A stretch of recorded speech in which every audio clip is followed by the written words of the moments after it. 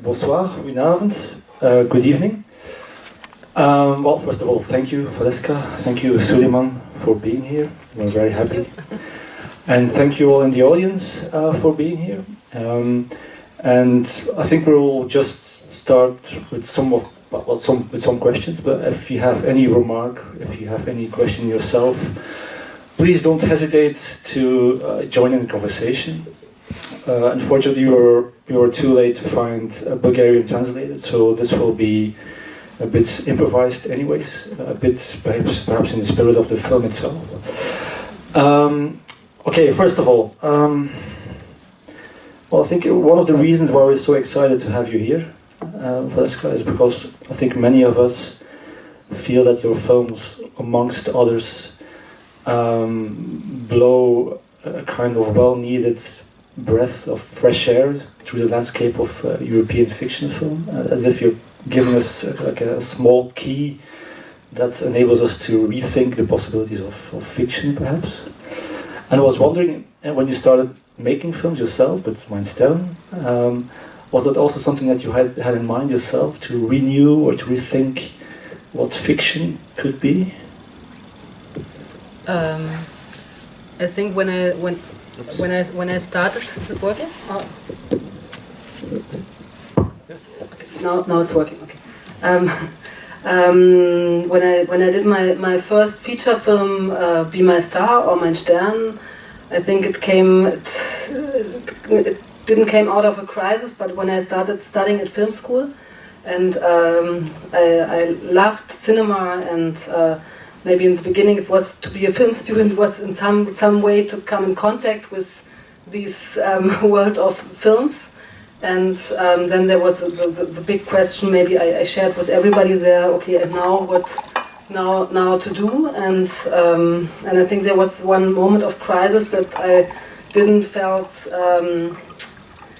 compatible, or I don't know, there was a moment when we learned to write scripts and to be prepared, and there was also preparation for a film, for a short film, and then I was there in the situation of the set, and to make the film, and it was totally, I don't know, everything imploded in a way, and I totally had the feeling to lose contact with this idea of creating material. And out of this crisis, I did some documentary films. The first was my best friends, who are actually also filmmakers. So it was a film about our friendship, which is now it's closed, but we showed the film. But I think I was very impressed by the work of other filmmakers who I don't know. So in this time it was Mike Lee, or the early work of Milos Forman, or documentary filmmakers. And I think I started to make documentary films to find something I could also use for feature films. Mm-hmm. And I think this was the beginning of then to return to Berlin, because I was studying in Vienna, and I returned back to Berlin, where it changed so much, and it was very important for me then to make a film in an area I know it very well, but at the other hand I don't know it so well, because it's now East Berlin, and yeah. Because one of the things that's very similar about your approach to cinema, I think, is also your openness, or your receptivity, perhaps, to everything that cannot be enclosed in a fictional world, in a very regulated, controlled fictional world. There's a kind of openness to reality or contingency. So there's a certain surrendering of control, and I was wondering, how important is that for you, for your way of working, is surrendering of control? Especially in this film, that you filmed in a place that is not your own, in a language that is not your own. No, I think for me it's always, maybe like for many other filmmakers, but for me this moment of, even if you have an idea, or you're searching for something, or you have a concept, and filmmaking has to do so much with control, but I think this moment of losing control, to confront an idea with some kind of reality as a sparringspartner, it's for me very exciting and productive way of filmmaking. And I think for me it's always like, if you this moment of material, that the material can take something you can't invent, or it's this moment of that light is meeting a body of a person, and it's like a, so I don't know, and this is beside of everything you thought before, or narration, and I think this combination of narration and then this materialistic film moment, it's very exciting. But in a sense, surrendering control also implies a reliance on trust, and maybe that's also a question for Suleiman. And how far do you consider your own films as joint ventures, as collaborative works? I think totally, because I think for me filmmaking has to do with getting in contact with, I don't know, with a person, or to go out and you have some kind of expectation, but maybe everything will be different. So it's very important, this kind of collaboration. And I know, because for me to make, for example, this film was for me a totally good experience of losing control. Because there was some moment when I realized, okay, now we're here in Bulgaria, and the ensemble, the team is bigger than before in my films. The ensemble is bigger than before in my films. We have these two languages, and so it was good that everybody, because a lot of people were quite long in the project, so then everybody knew a lot about the film, but at the same time there was really this unknown field, so of. And at some point I thought, okay, now it's really, it's a very, we know a lot, but it was for me a very productive way of losing control. And maybe it had also to do with trust, that I thought, okay, I have strong partners. So, yeah.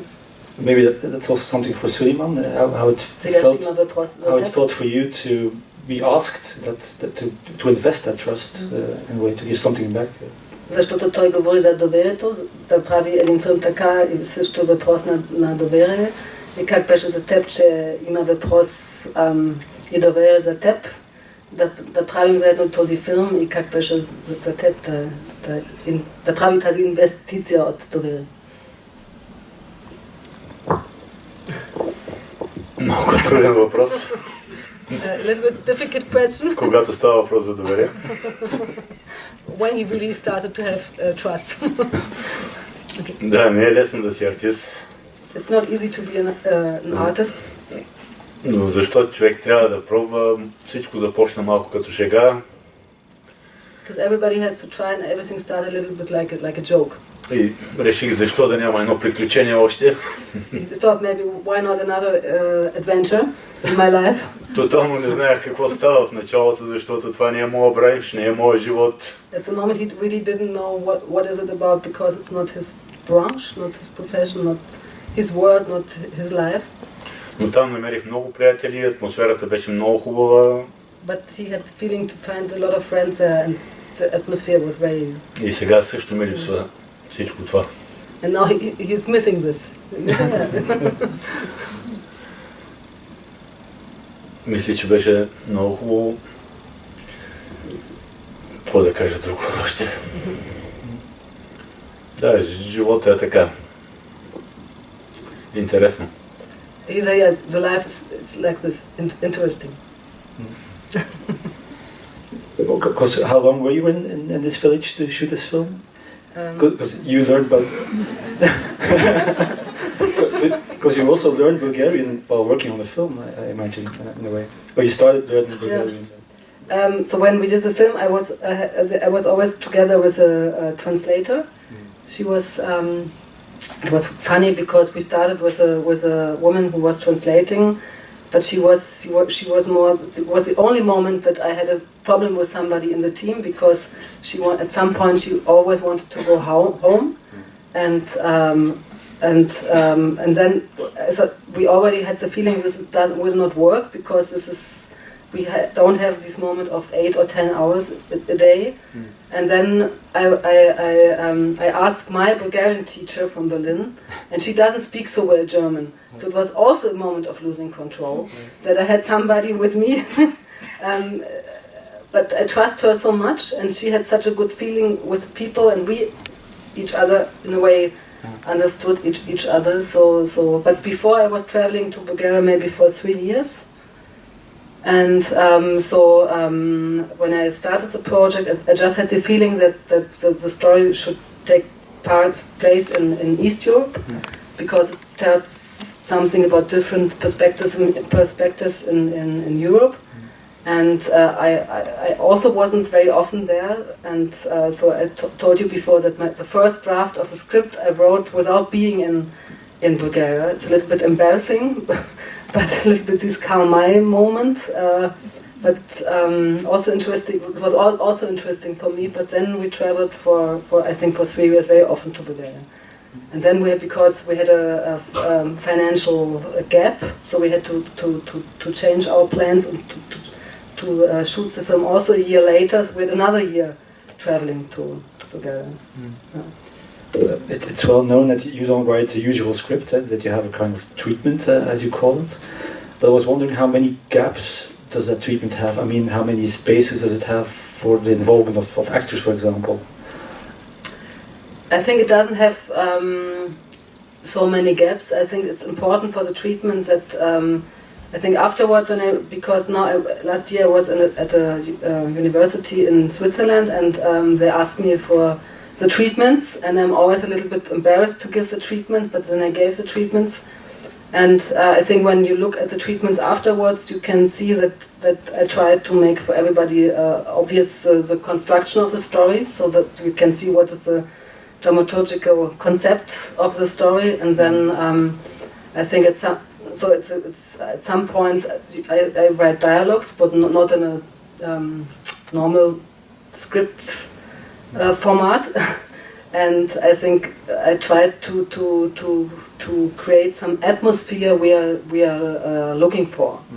And I think when I now read the treatment, I can understand my movements to search something. And I think it's sometimes it's a written scene, but then when we shoot it, we can translate it in something new.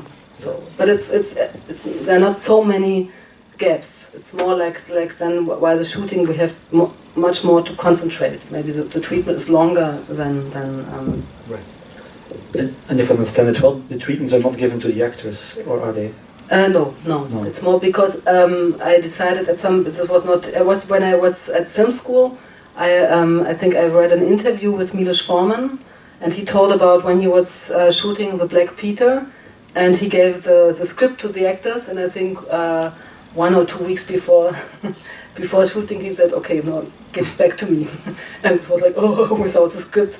But for me it was interesting because they knew everything. Maybe they didn't know it word by word, but everything was clear, and they had to rememorize. And this moment of rememorizing, or a process of rememorizing, was for me very inspiring. And I thought, okay, this is maybe a good way that while shooting I also have to put it away and not to improvise, but to rememorize my script. I mean, it's there, but I tell about the choreography of the scene, the dialogue, and so some lines are very precise, but there's also, we're talking about gaps, there's some kind of collaboration then with the dialogues.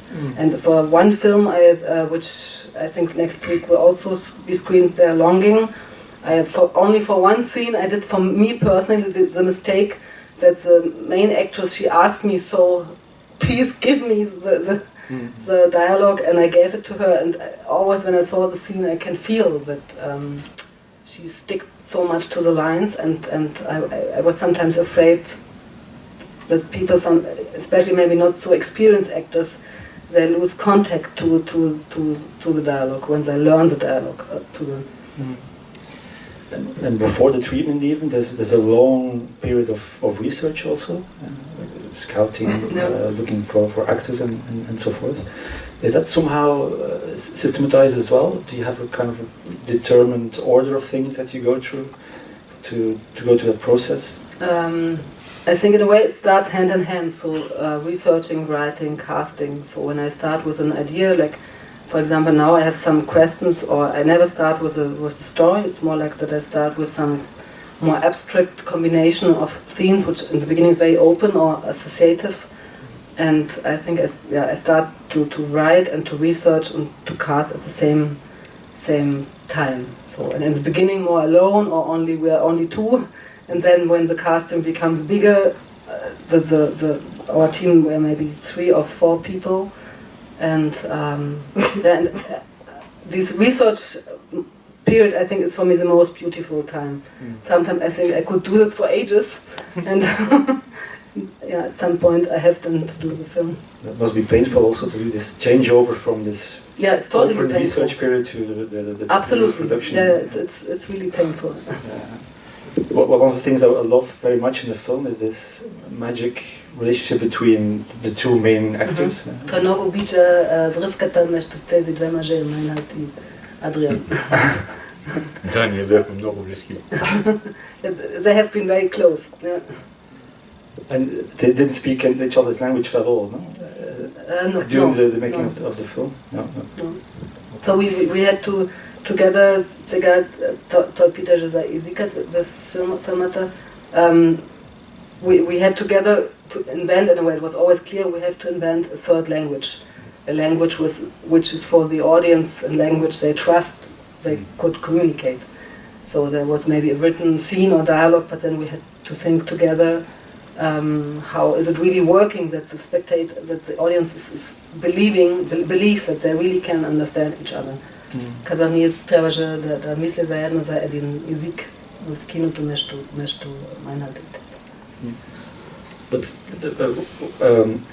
like there's lots of episodes in this film that are really typically from a classical western. You know, the arrival of the group of strangers in a small town, the isolated rider that is set apart from the other, the poker game that ends badly, the showdown.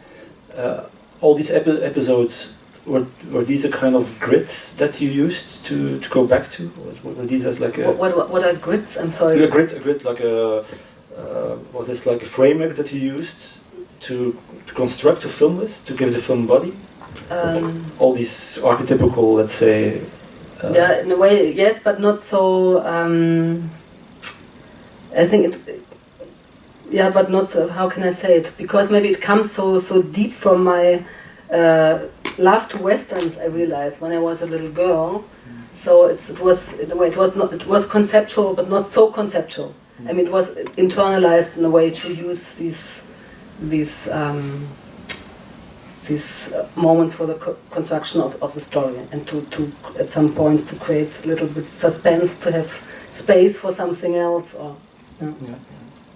But maybe I didn't get your question right. So. Oh no, I was just because this film is not so in contrast to a typical Western film, let's say, of Anti-Noman, like Winchester 73 that we're going to show here in this cinema.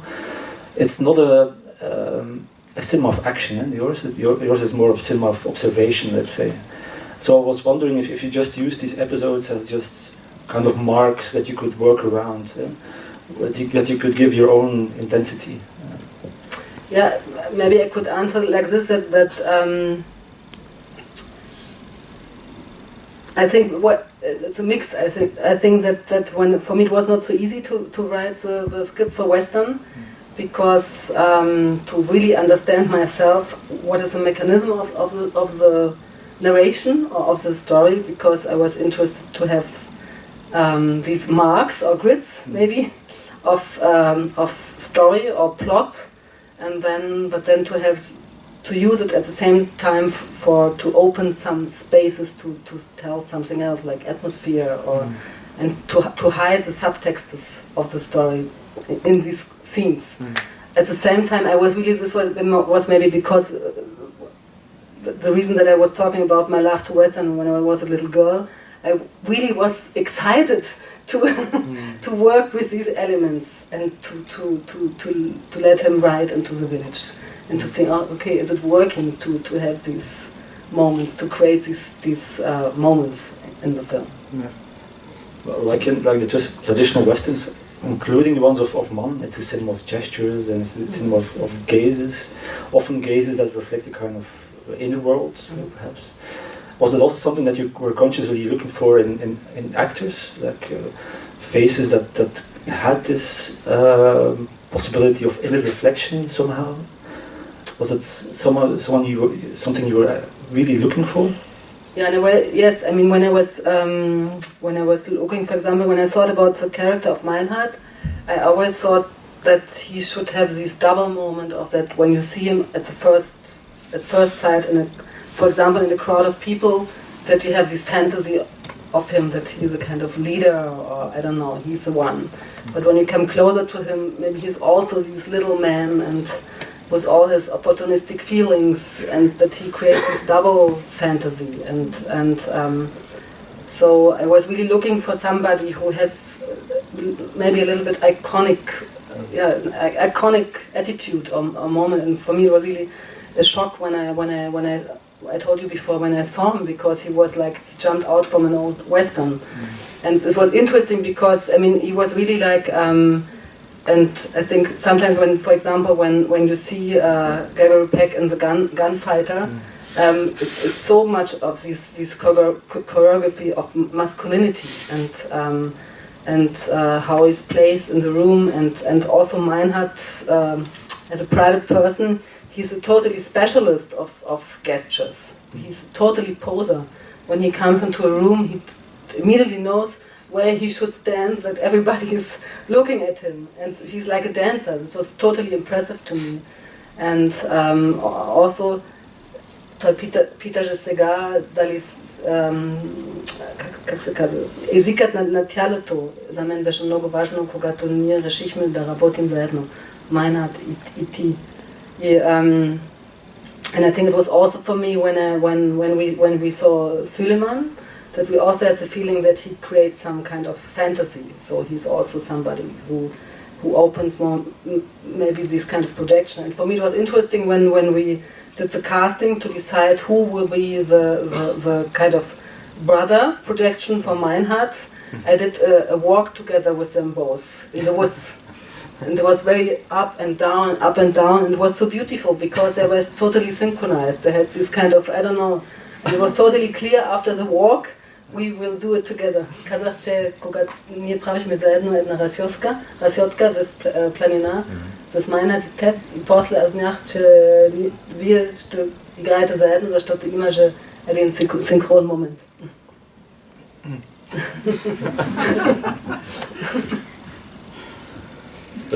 But was there really during the shooting a kind of sense of community with the film at the heart of this community? Was it like when you were working in this village with all these people who are non-professional actors?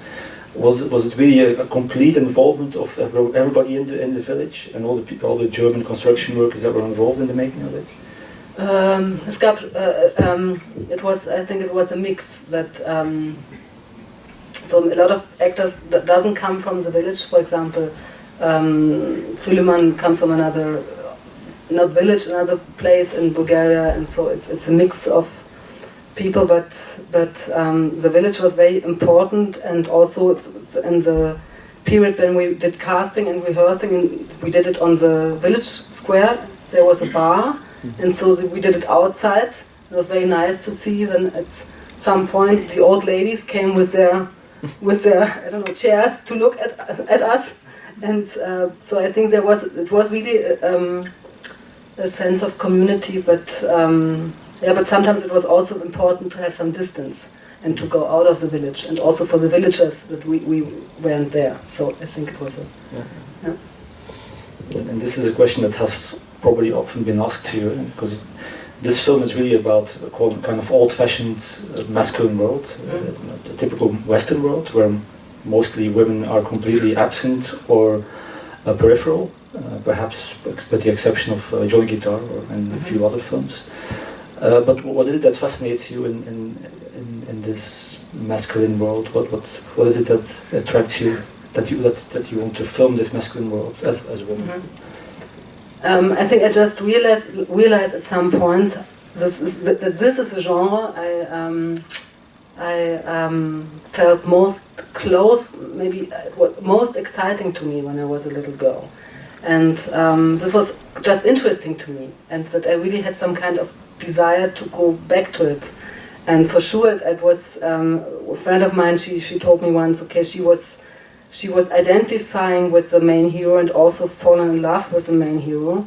So she was in a way in and outside the genre, but maybe also the men are falling in love in the main hero. So maybe the difference is not, but I think there is a difference. And And so I was interested to come closer a little bit to this kind of masculinity, which is also tells something about of construction of society, even if it's really a genre of the white man.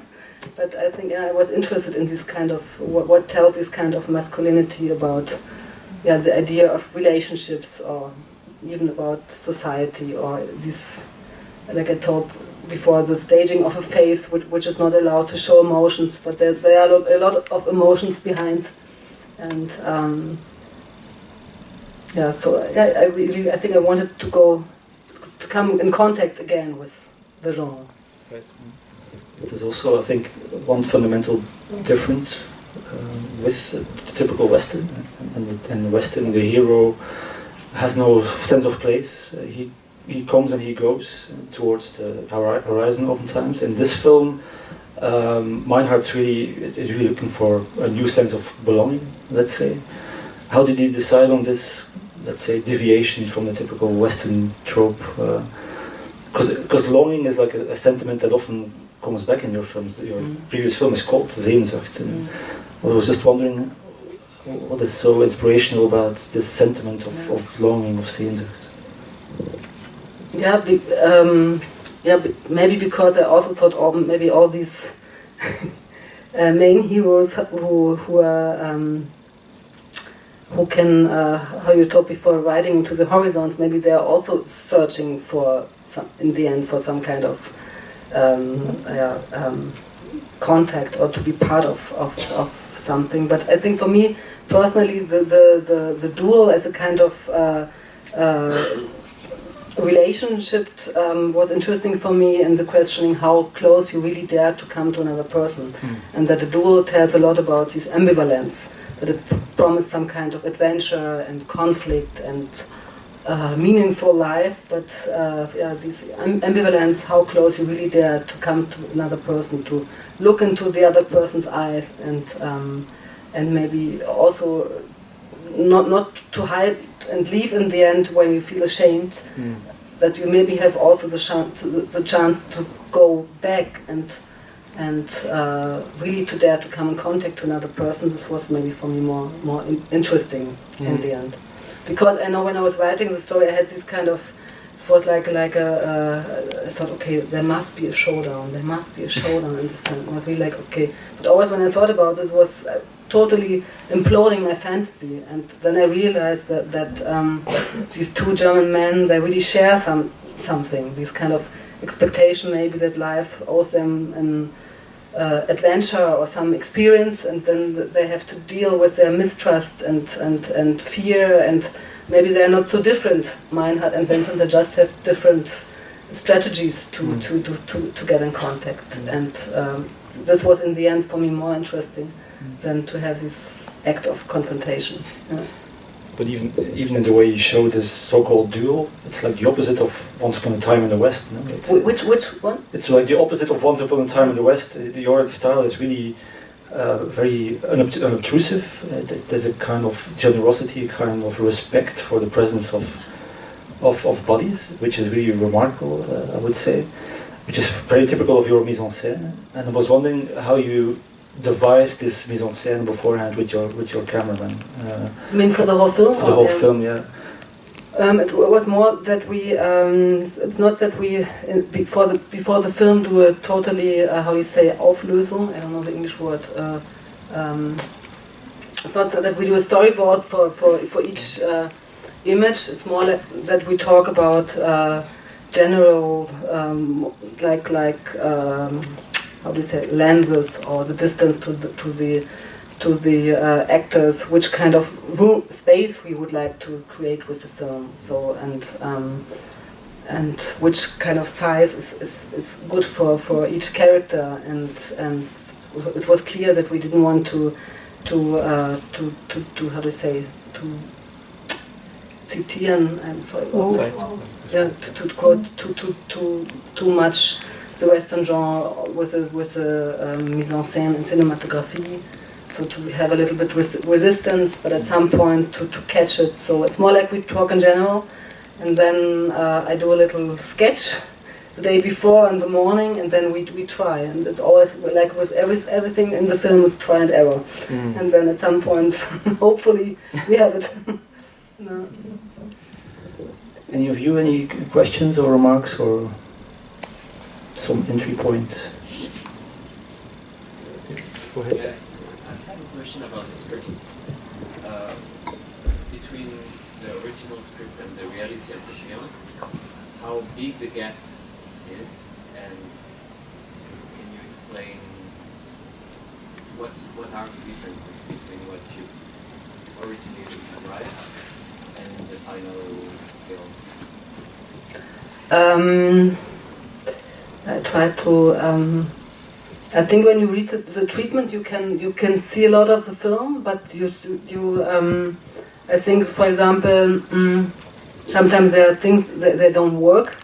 The beginning of Western was on paper much more complicated. So it was and when I now the first image of the scene when these men are in Germany going into this hostel, this is really like, I don't know, the ruin of the beginning. I wrote before, but I wrote something which was too complicated, which was not working. For example, sometimes there's a gap between something I thought which would be work, and it's not working, and so I think all the very how do you say, the fundament of the story you can totally see in the treatment. But for example, one scene was not really written. This is a scene between Meinhard and Suleiman on the table. I just always thought, okay, there should be a scene like a brother scene. I mean, they are not brothers. It deals a lot with projection and fantasies and desire, and that maybe you are like somebody else or you. But I didn't knew exactly what will happen there.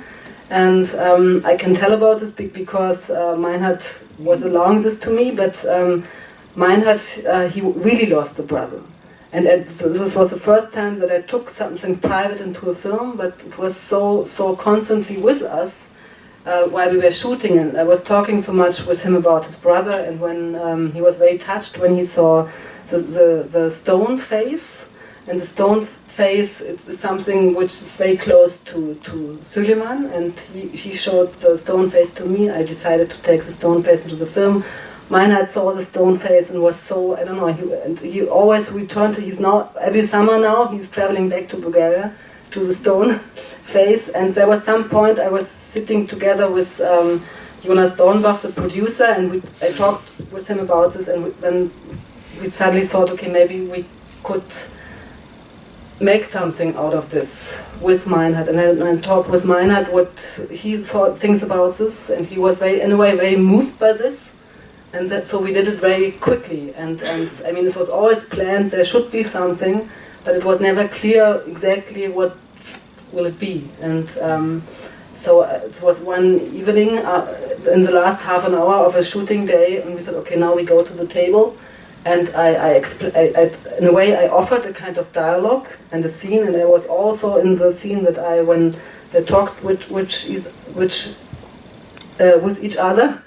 Sometimes I also, later we cut it out, but I offered some kind of dialogue. I was also with them, but I think for Suleiman it was also totally different. And then we had the scene, and then 2 days after we decided to also take to shoot the last line. Now I'm your brother. So we shoot it on 2 days. So this, for example, came totally new. Can we ask Suleiman how filming this scene was for him? Because it feels so. Сега, извинявам, аз говорих много защото те питаха как е разлика между сценарио и реалност на филма. И аз казах, аз винаги мислих, трябва да има една сценка заедно с теб и Meinhard, как вие чувствате, как има тази идея. Също ако може би не е наистина, че вие сте брато. И имаше този момент, ние решихме да правим така. Аз правих оферта и разказвах сценка и диалог, но имаше този момент. И сега той питаше, защото е интензивно, как беше това за теб. Това е много интересно, но по принцип всички хора на Земята са братя.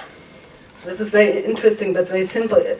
Because at the end, every people on the planet are brothers. Затова няма нужда от много диалог, просто трябва да намериш човек, който наистина ти допада, той се чувства по изражение на лицето, по маниери, по всичко. Yeah, you don't need so many words. If you feel close to somebody, you can communicate with other things. Беше ми много приятно с него да работим и сега се виждаме понякога, не както преди. And he felt very close to him, and it was nice with him. And sometimes they also see now. But what? Как беше в този момент да правите тази сценка? По принцип, това не беше като сценка, това беше реалност. The scene was not like a scene like the others. This was reality in a way. Аз не чувствах камерата.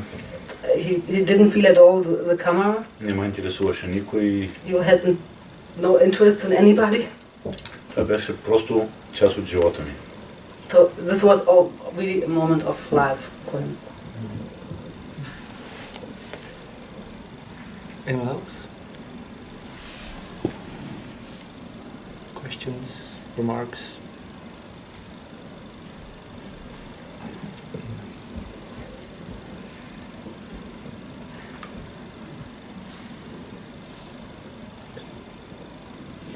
Hi. I actually wanted to ask, what was your process in finding the actors for the film? It was like this, that сега тя питаше как аз намирах акторите. It was like that I always feel that the project starts when I start asking people on the street if they would like to come for a casting or for an interview. And so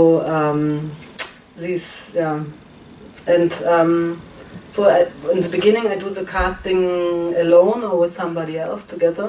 And it's a mix of, I ask people on the street if they would like to come for a casting interview, and then in a way we not invite them, but then they come to a place like the office of the film production I'm working with, and then I do interviews with them like half an hour or an hour, and these interviews are very close to the subject or theme of the film. Before I explain what I try to do, and sometimes it's not an interview; it's more like a conversation. And then in the next step, we do scenes with people, and at some point when the casting process is really beginning, so we have quite intense, scenes. But it's also important for the actors to get in contact with the idea how could it be to make a film, that they also have a kind of imagination. How is it then in the end to make 2, 3 or 4 months a film, and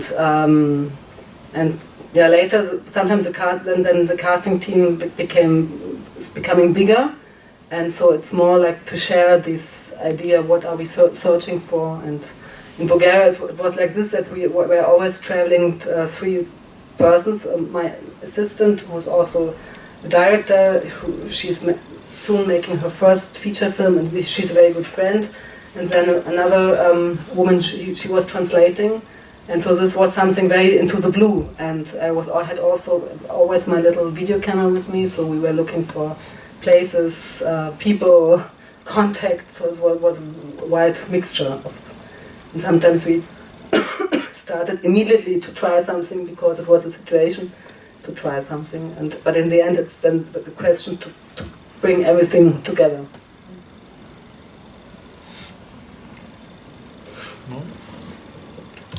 There is a kind of sub-theme in your film about the presence of German economy or German industry in the so-called Wild East, and the gold rush, and also the power play perhaps involved in that, which is also something that we see in another film that you worked on, Tony Edman.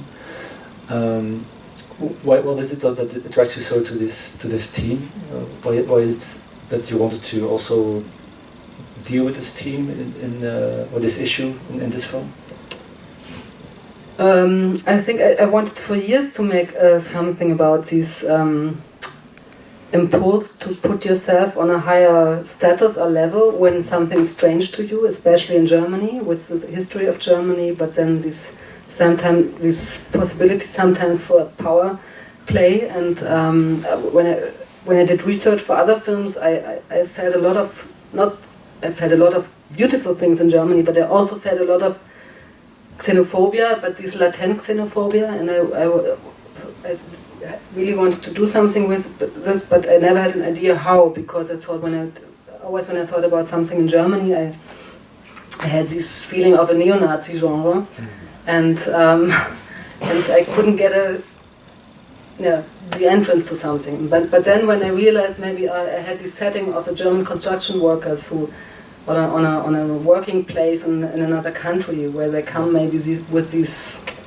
I don't know, with this little imagination of superiority, just because maybe they are also insecure and maybe not so different. Then I had the feeling, okay, now I have the setting, I have an entrance, and now I can make the film. And this was a good combination with the Western desire. And but this was something which that touched me for years. It's also touching me now, and so this was a very important impulse for me to make the film. Yeah.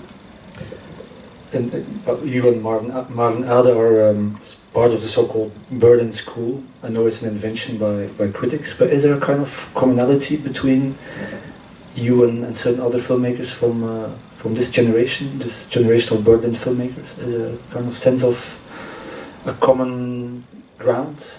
For sure, in this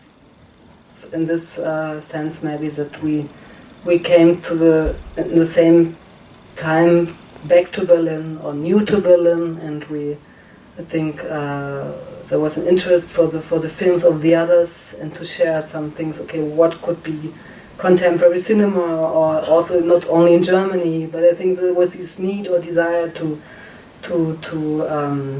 talk about films, to help each other because there are a lot of situations when you feel a little bit lonely and you need some interaction with other directors or filmmakers, and maybe, I don't know, because sometimes in Germany it's so I don't know, there are these clubs. This is this section of filmmakers, and sometimes this is so uninteresting. So, maybe this is the group maybe shared these looking for what could be maybe contemporary German cinema. So. No. Nothing? Okay. That's it? Okay. Well, thank you for being here. Thank you.